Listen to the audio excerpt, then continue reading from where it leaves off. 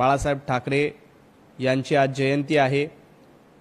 यावर्षी जन्मशताब्दी वर्ष देखील आहे आणि मुंबईकरांनी बाळासाहेब ठाकरे यांच्या विचाराचं सरकार आणून खऱ्या अर्थानं बाळासाहेबांना भावपूर्ण श्रद्धांजली अर्पण केली आणि त्यांना वंदन करण्याचं काम मुंबईकरांनी केलेलं आहे।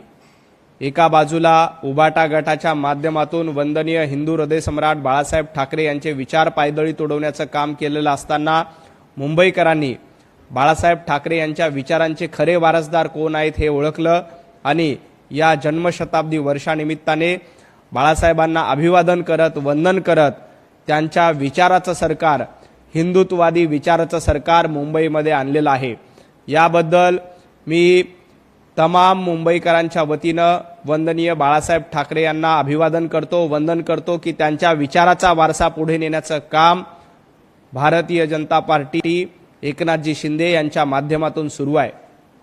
खरं तर बाळासाहेब ठाकरे यांनी महाराष्ट्रामध्ये हिंदुत्ववाद रुजला आणि एक हिंदुत्ववादाची ज्वाला प्रज्वलित करण्याचं काम केलं। आज एकनाथजी शिंदे असतील किंवा पूर्ण शिवसेना असेल ते वंदनीय हिंदू हृदय सम्राट बाळासाहेब ठाकरे यांचे विचार पुढे घेऊन जात आहेत। दुर्दैवानं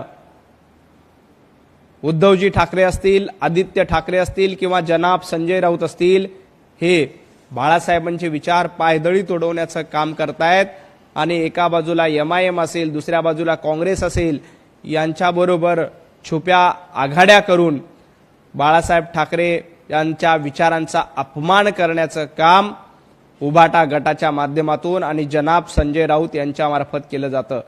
परंतु मुंबईकरांनी उबाटा गट आणि जनाब संजय राऊत यांची ही चाल ओळखली आणि मुंबईमध्ये आज भारतीय जनता पार्टी, शिवसेना महायुतीचं सरकार अतिशय स्पष्टपणे निवडून दिलं आणि मुंबईमध्ये महायुतीचा महापौर होणार यावर मुंबईकरांनी शिक्कामोर्तब केलं।